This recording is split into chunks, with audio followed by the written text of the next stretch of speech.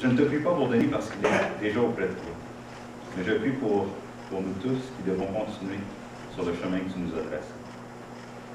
Ma prière, Seigneur, c'est qu'au milieu de cette épreuve, tu puisses te manifester de façon personnelle à chacun dans le secret de son cœur. Nous voulons remettre ce service entre tes mains. Sois présent par ton esprit. Rends-nous sensibles à ta présence, Seigneur, parce que toi seul possèdes la vraie consolation. Au nom de Christ, on prie. Amen.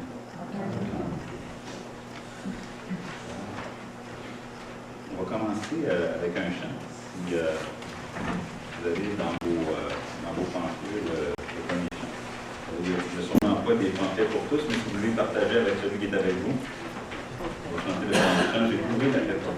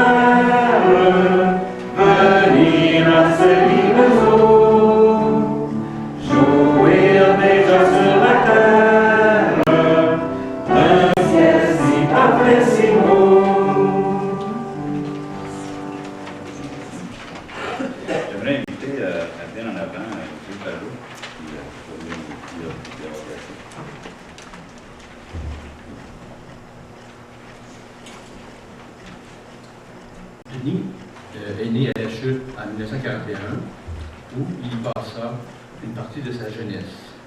Il était le deuxième d'une famille de 3 enfants, avec sa sœur Janine comme aînée et Yétan la cadette. Il termina ses études tôt, vers 15 ans. Il était déjà sur le marché du travail. Il passait une courte période à la serre à Abitibi, puis il revient à la chute en 1959, où il s'unit à Émilie de Lambert. L'année suivante, il jure le premier enfant. En 1961, il suit son père Gaétan, sa mère Jeanne et sa sœur Gaétane, qui partirent participer à la construction de l'usine de contreplaqué Lévesque Plywood à Hearst.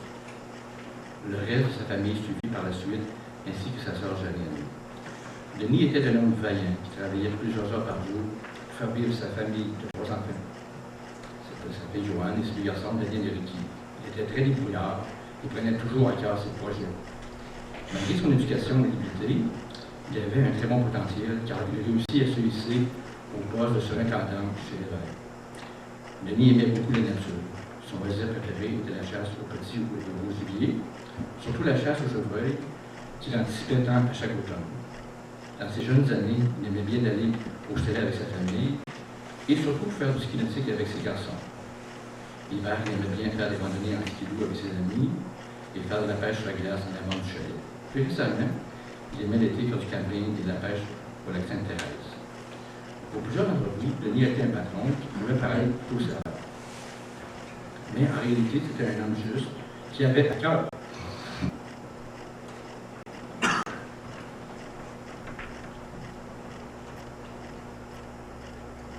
le bien de la compagnie et de la collectivité. Durant ses années actives, le travail acharné fut une grande partie de sa vie. Mais il profitait des 20 semaines pour bien s'amuser avec la vie et avec ses amis. Il était très proche de sa sœur Gaétane, de son beau-frère Robert, ainsi que de ses nièces. C'était un père au grand cœur, qui aidait constamment sa famille, même s'il n'était pas toujours évident. À travers des épreuves, il parvenait toujours à transmettre des bonnes valeurs. La maladie et le décès de Ricky à 13 ans sont venus éprouver durement la vie familiale. La naissance inattendue de sa petite fille Nancy aida cependant à compenser en partie la perte de son plus jeune fils, Ricky. Nancy mettait beaucoup de joie dans la maison. Il s'en suivit plusieurs moments heureux et moins heureux, dont sa séparation et le décès inattendu de Daniel, son fils à 45 ans. C'était aussi un homme au cœur sensible, pour qui la perte de ses 2 seuls fils est toujours resté un souvenir douloureux. Denis souffrait du diabète et cette maladie le força à prendre une retraite plus hâtive que prévu. Il en profitait alors pour venir visiter et aider Joanne qui demeurait à Ottawa. Sa petite fille Nancy passait alors plusieurs bons moments avec son grand-père et pouvait toujours compter sur ses bons conseils pour la guider et la rassurer. Il fut très heureux d'apprendre le mariage de Joanne avec moi, son gendre. Ce fut un autre bon moment de sa vie. J'ai eu la chance alors de côtoyer un beau-père aimable et fier, de qui j'ai beaucoup appris.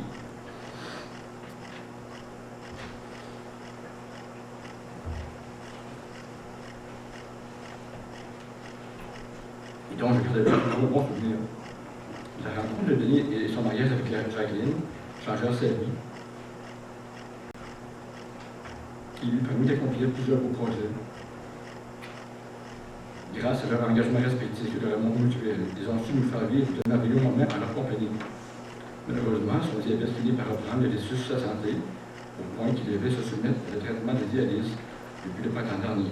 Ce fut une période difficile, à travers laquelle il passait avec courage jusqu'à la fin, entouré de sa famille, de ses amis. Qu'il aimait tant. Denis, nous aurions tant voulu pouvoir regarder avec nous plus longtemps.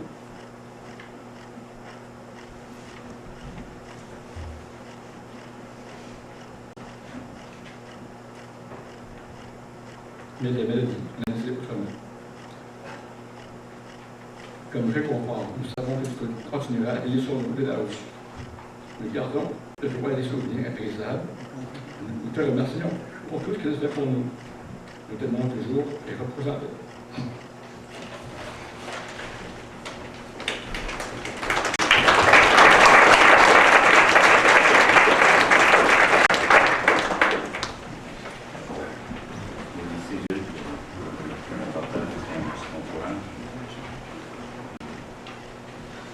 On peut poursuivre avec un autre chant. Montre le thème est avant.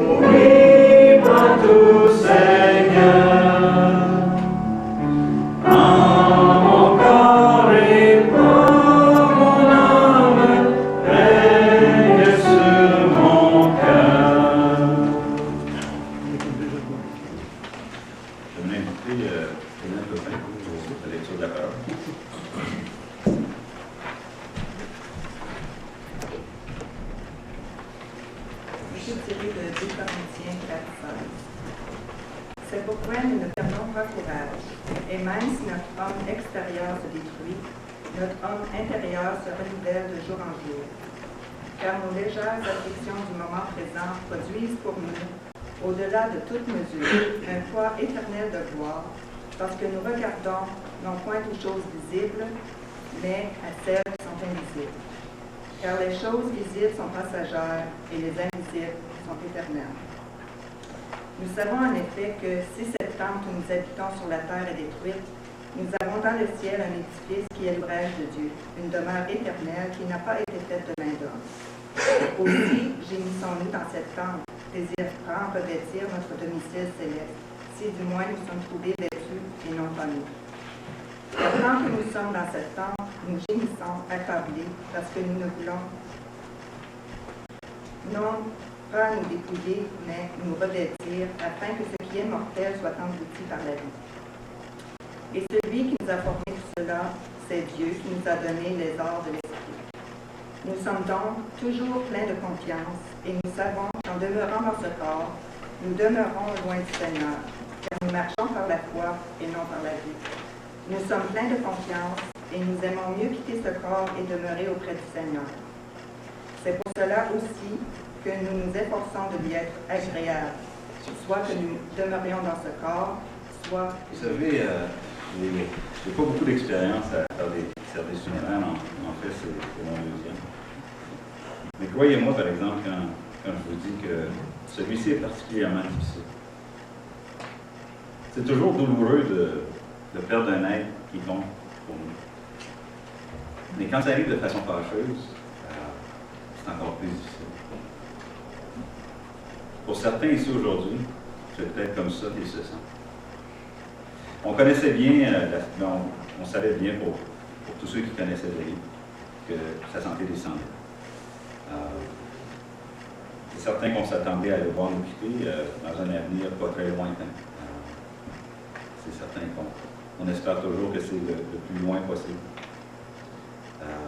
Pour la plupart d'entre nous aussi, la nouvelle qu'il arrêterait tout traitement pour laisser la nature suivre son cours est venue comme un choc. Faisant face à une telle situation, si on considère juste les choses de la vie, même avec un esprit ouvert, la décision que Denis a prise peut être difficile à comprendre, voire même complètement insensée. Pour quelqu'un qui a la foi, par contre, et qui connaît ce que la Bible dit sur la réalité de la vie et de la mort, la décision fait un petit peu plus de sens. Il reste que Denis était la seule personne capable de peser le pour et le contre. Vous voyez, le texte biblique que nous avons lu contraste et compare les souffrances du temps présent avec ce qui attend les disciples de Jésus après la mort. Le texte nous disait, entre autres, que même si notre homme extérieur se détruit, notre homme intérieur se renouvelle de jour en jour. Pour ceux qui regardent aux choses visibles, le combat de la vie ne fait souvent pas de sens, tout simplement. On s'y résigne, on n'a pas le choix. Mais quand on peut juste voir l'homme extérieur qui se détruit, même le plus fort d'entre nous peut perdre courage des fois. Même le plus fort. Par contre, ceux qui regardent aux choses invisibles, pas les nouveaux habits d'empereur, mais plutôt la confiance dans la promesse de Jésus. Les épreuves du temps présent produisent un poids de gloire qui n'est même pas mesuré, qui ne peut même pas être mesuré après la mort. Si c'était moi qui vous le disais, si vous deviez vous fier à ma parole, vous pourriez vous dire, Alan, c'est juste des paroles en l'air, tu n'as pas de preuve pour ça. Mais c'est Christ lui-même qui nous fait sa promesse dans sa parole, dans la Bible. Puis sa promesse est appuyée par toute sa puissance.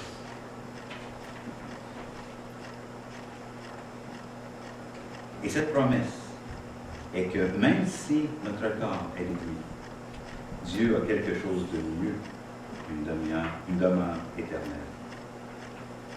Vous savez, il y a réellement deux approches à la vie. Il y a ceux qui marchent par la vue, puis ceux qui marchent par la foi. C'est un ou l'autre. Ceux qui marchent par la foi sont pleins de confiance. Ils savent que tant qu'ils demeurent dans leur corps, ils restent loin du Seigneur. Bien plus. Si on donne le choix à celui qui a la foi en Christ, il aimerait bien mieux quitter son corps et être avec le Seigneur. Jésus a dit à ses disciples avant de le quitter, dans Jean 14, 28, « Si vous m'aimez, vous vous réjouirez de ce que je veux au Père, car le Père est plus grand que moi. » Je veux vous encourager aujourd'hui à considérer si vous avez Dieu, à considérer que présentement, il est Dieu, parce qu'il était vers celui qui est plus grand que lui. La personne qui connaît le Seigneur Jésus, comment pourrait-elle avoir peur de la mort? Pour celui qui marche par la rue, par contre, la seule chose qu'il connaît, c'est ce qu'il voit. C'est tout ce qu'il connaît. C'est normal qu'on veuille s'accrocher au meilleur de ce qu'on voit. C'est normal. Comment tout ça, ou ce passage qu'on a lu, peut s'appliquer à Denis, ou à ce que Denis a vécu dans ces dernières années? Vous savez, moi j'ai connu Denis en 1999. C'est moi qui ai marié Jacqueline et Denis. Et je dois vous dire, c'est particulièrement attristant pour moi de devoir officier à ses funérailles. C'est quelque chose que je ne crois pas que j'avais même pensé ou que je pouvais même me préparer. Ces dernières années, j'ai vu son homme extérieur se détériorer, avec toutes les difficultés qui viennent avec ça. C'est certain, il y a son diabète qui lui a causé des problèmes, mais à un moment donné, il y avait la vue qui lui causait beaucoup de problèmes. Puis, tranquillement, les forces, ses capacités diminuaient. Mais en même temps, je crois que j'ai vu son homme intérieur se réunir. Et je dis je crois parce que, pour tous ceux qui connaissaient Denis, vous allez être d'accord que c'était pas le genre de... c'était un homme discret. C'était pas le genre de personne à aller publier sa pensée sur les bancs publics. Par contre, quand je me suis assis avec... c'est ça, ce qui me donne l'assurance, pardon, c'est que je l'ai vu avec un calme et une confiance frappante, malgré ce qui est passé au travers ces dernières semaines. Il était certainement émotionnel. C'était certainement difficile quand il devait courir après son souffle. Mais même au milieu de ça, il y avait un calme et une paix. Pour ce qui est émotionnel, qui serait pas? Qui serait pas? Quand je me suis assis avec les deux, avec Jacqueline et lui, pour entendre la décision que Denis avait prise, j'avais vu que sa décision avait été pénible à prendre, surtout à cause des gens qu'il laissait derrière. Mais il l'avait fait. Sa vie appartenait à Jésus, mais il n'avait rien à faire.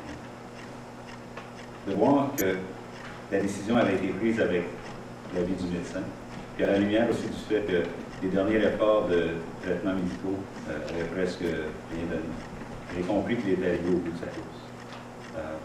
Il voulait laisser la nature suivre son cours, puis être dans un environnement où il pouvait se laisser aller. Il était prêt à rencontrer son sauveur.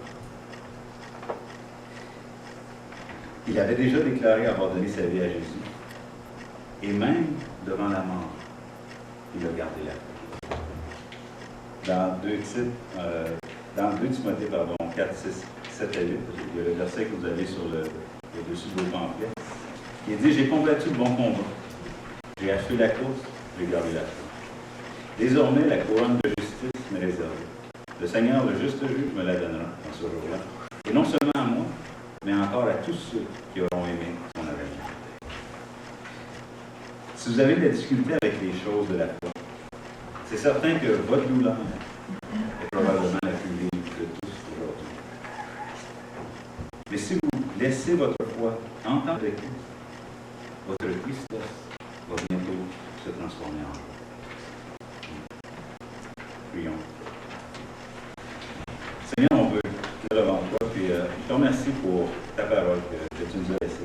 Merci pour tes promesses qui sont une lampe sur notre sentier. Si on accepte le témoignage des hommes, si on accepte que quelqu'un puisse nous dire quelque chose qu'on puisse dire, ben, c'est vrai. Mais il faut encore plus accepter ton témoignage, Seigneur, dans la vie. Merci pour le réconfort que tu nous donnes, ou que tu permets qu'on ait aussi en étant entouré.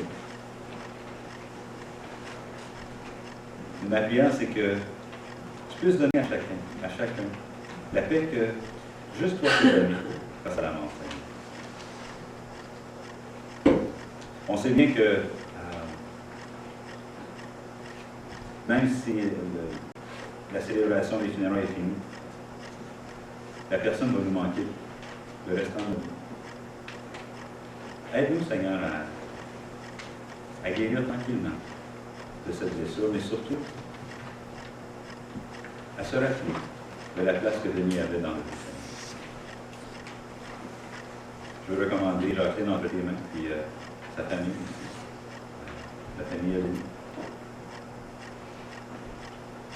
Que tu puisses donner à chacun le réconfort qu'ils ont besoin. C'est en Jésus. Amen.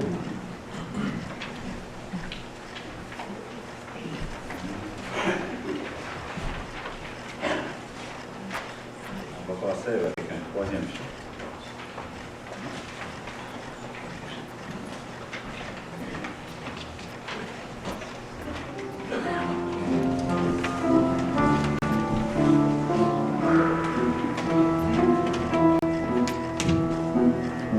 Mon seul appui, c'est toi. Toujours mon cœur te chantera, car tu me bénis à chaque fois que j'ai peur. Je m'appuie sur toi. Je m'appuie sur toi. Et dans ma faiblesse, le Seigneur me rend fort. Mon seul appui, c'est toi. Toujours mon cœur te chantera, car tu me bénis à chaque fois que j'ai peur. Je m'appuie sur toi. Et dans ma faiblesse, le Seigneur me rend fort. Je m'appuie sur toi. J'aimerais inviter Hilda qui va avec moi pour nous parler de sa rencontre avec Jésus. La première fois que j'ai rencontré Denis, c'était l'automne 85. Il était hospitalisé et dans la même chambre que mon père. Tous les deux avaient un problème avec leur diabète. Mon père, lui, voulait s'en aller à la maison, car on parlait d'amputer un pied. Denis voulait s'en aller chez eux, se préparer pour une semaine de chasse. Deux avec la même maladie. Grand homme, vous allez me dire, oui, Denis, pour moi, c'était un grand homme. Quelqu'un qui est capable de gérer et de faire travailler une entreprise comme Lévesque Playwood, il mérite le titre de grand homme. Sa passion et son dévouement pour cette compagnie ne fut jamais remplacé. Denis, c'était my way or no way. Denis était juste, appuyait ses contremaîtres, savait écouter les employés et défendait le bien de la compagnie. Demandez à ceux qui ont travaillé pour lui. Quand tu allais voir Denis, surtout pas les lundis matins, c'était oui ou non, pas peut-être. Moi, c'est ce que je me suis fait dire. Puis après, fut le début des mois, avec la belle maman Jacqueline et le beau Denis. Comme j'avais mentionné au mariage, ça a commencé par un café, et le café, comment que fini? Des fins de semaine au camping, des semaines de chasse au chevreuil, les randonnées en 4 roues, les voyages au soleil, et les cafés au McDo. Je peux vous dire qu'ils n'ont partagé. Denis aimait la nature et Jacqueline. Leur amour de la vie les a apportés à prendre des décisions, donc celui de donner un rein. Quelle preuve d'amour! Laissez-moi vous dire que cette histoire d'amour a été beaucoup plus loin. Car ma nièce à Sudbury, avec ses élèves, année après année, et tous sont émerveillés. Qui naît Denis en lui disant qu'il laissait sortir son petit côté féminin. Denis avait accepté le Seigneur dans sa vie. Et lorsqu'il a décidé qu'il n'avait assez de ses maladies, il savait qu'il allait rejoindre son sauveur. En terminant, j'aimerais vous lire un petit mot que ma belle-mère m'a écrit lorsqu'elle m'a enlevé.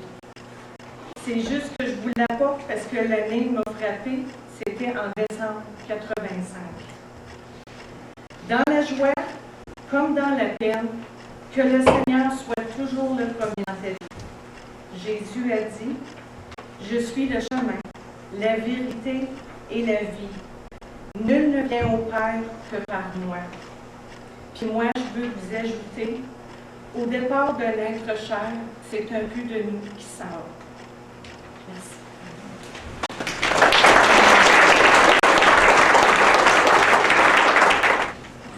On va y aller avec notre dernier chant. Bientôt Jésus va nous prendre.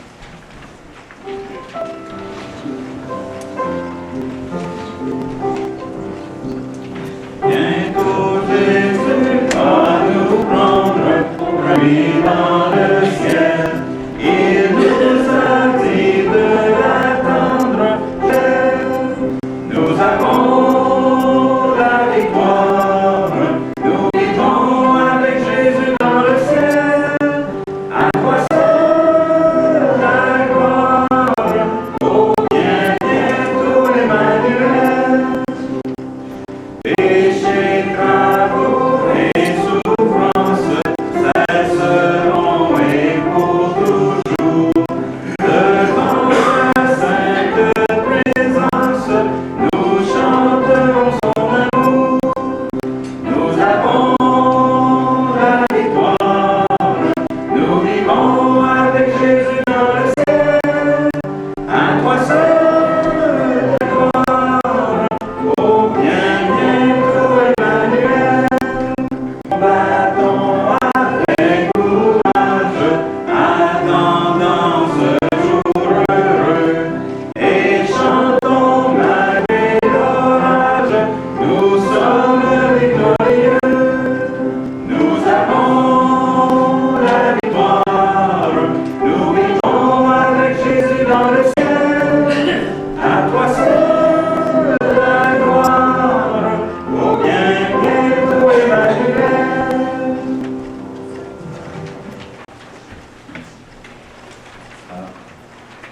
Un petit mot pour la fin. Encore au nom de Jacqueline et du reste de la famille Robinson. J'aimerais remercier tous ceux qui se sont déplacés pour venir partager leur chagrin et les accompagner dans ce moment-là. Pour ceux qui ont le désir, des dons à l'hôpital de Notre-Dame de Hearst pour l'obtention d'un centre de dialyse local serait apprécié. Ainsi que, aussi, si vous préférez, il y a aussi des dons à l'organisme des Gédéons.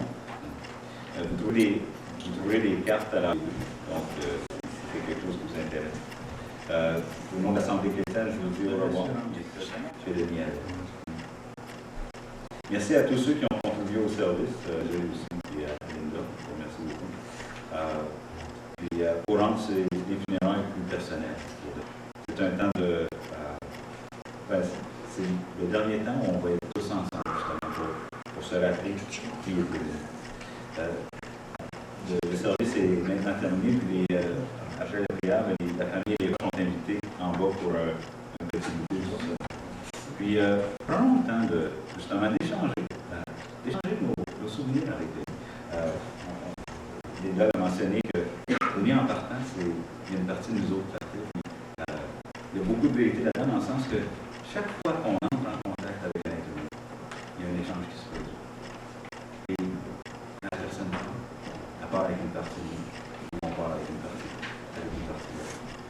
Puis d'avoir l'occasion d'échanger comme ça peut nous amener à même à être sur un angle qu'on n'avait peut-être jamais vu. On a l'occasion de voir. Prions. Seigneur Jésus, on veut te remercier pour le temps qu'on a pu prendre ensemble pour ça. Seigneur, c'est certainement un temps difficile. Puis, personnellement, quand je pense à toi, toi-même, qui a pleuré devant la main, ça me fait réaliser à quel point on te remercie pour avoir pu entendre ça. Ça fait échanger les uns avec les autres. Puis s'apporter du réconfort mutuel de cette façon. Puis encore, Seigneur, donne à chacun, parle au cœur à chacun. Donne à chacun la paix que Jésus a.